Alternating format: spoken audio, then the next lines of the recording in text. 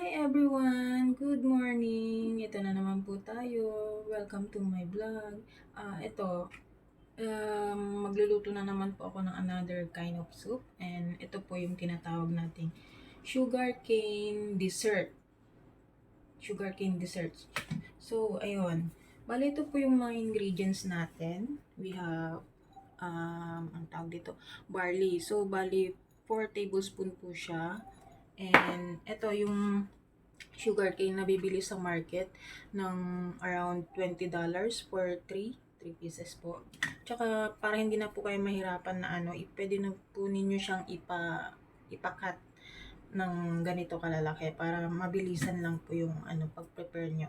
And then, meron po tayo neto. Ang tawag dito sa Chinese yata is maugay. Hindi ko pero ito siya, ganyan po siya. $5 po yung isang ganyan. So, bali bumili po ako ng dalawang ganyan. Ayan. And meron tayong isang carrot. Up to you po kung gusto nyo pong dagdagan. Kung malaki, kahit isa lang po. Kung medyo maliit, kahit 2 peraso po. And yan, meron tayo ditong water chestnut. So, ito.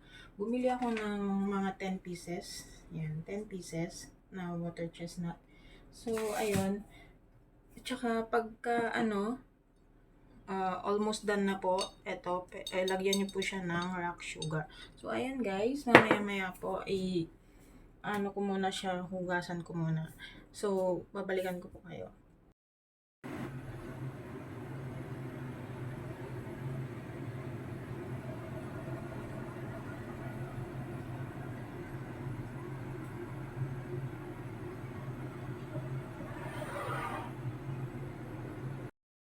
Hi guys! Ito na po tayo. Ayan, bali na ugasan ko na po yung mga ingredients. Yung carrots is nakat na rin po. Bali, ikat nyo lang siya ng medyo malaki-laki. Ayan, kita nyo po ba? Tsaka ito yung water chestnut. Yung water chestnut po, kailangan kung hindi pa po ready na ilagay sa pinapakulo ang tubig, kailangan ibabad nyo po muna siya sa tubig kasi mangingitim po siya. Bali yung isang piraso, ikat nyo lang po siya sa dalawa. Ayan, kita nyo po ba? Ayan. So, ayan. Si sugarcane naman po, ayan, kinat ko siya sa dalawa. Ayan. Ayan. Tsaka ito yung barley. And then, ito yung maugay po. Bali ito mahaba ito. Kinat ko lang po siya ng 1 into 2 pieces. Ayan. So, ayan, kumukulo na po yung tubig natin. So, ngayon ang gagawin natin is ilalagay na lang po yung mga ingredients. Ayan. Mag-boil na po yung tubig natin. So, pwede na pong ilagay lahat. Unahin na po natin si sugarcane. Pero, be careful po kasi yung tubig tumatalsik, mainit. Huwag niyo pong pasuyin ng mga kamay niyo.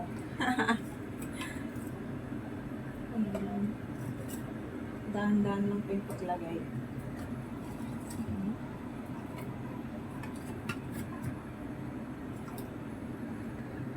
And then next na po yung carrots. Carrots.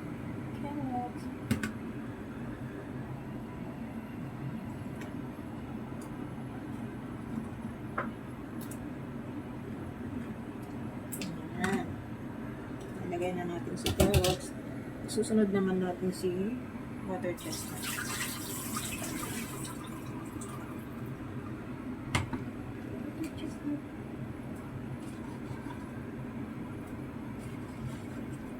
Ganyan lang po. Bali, pag kumulo na yung tubig, sabay-sabay nyo na pong ilagay lahat yung mga ingredients. Para minsanan po. Si barley.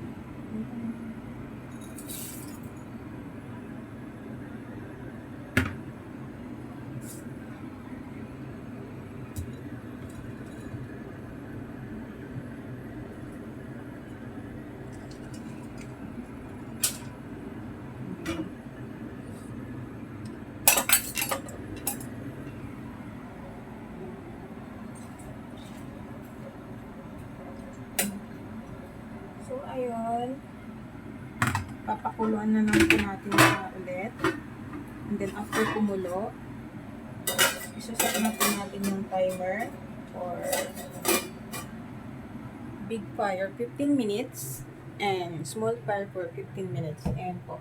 So, pagka almost done na po, pwede nyo na pong lagyan ng sugar, pero itansya nyo po. Tikman nyo muna kung sa inyo yung panlasa nyo is matamis na, kasi yung sugar cane is matamis na yan talaga. Pero kung kulang pa rin po kayo sa tamis, dagdagan nyo na lang po ng rock sugar. Nasa sa inyo na po yun. So, ayan lang guys. Sana magustuhan nyo po yung shinare ko ulit na na video for today, sugarcane dessert. So, pag summer po pala yan, kahit hindi na po kailangan yung mainit na iserve natin sa mga amo natin, pwede po nating iserve na yung, kumbaga, hindi na siya mainit. So, kung ngayong mga, naman, yung weather is medyo malamig-lamig, mas mainam po na meron po tayo nitong, vacuum. Ito tinatawag na vacuum po. Pagka tapos na yung soup, na, pag ready na, ilalagay mo lang siya dito para mag-keep warm po siya, para kahit na gabi na dumating yung mga amo, pag isa-serve natin is mainit pa rin. So, ayun lang guys. Sana magustuhan nyo po. Maraming salamat po. And thank you for watching. Please like, follow, and share na rin po guys. Thank you. Bye!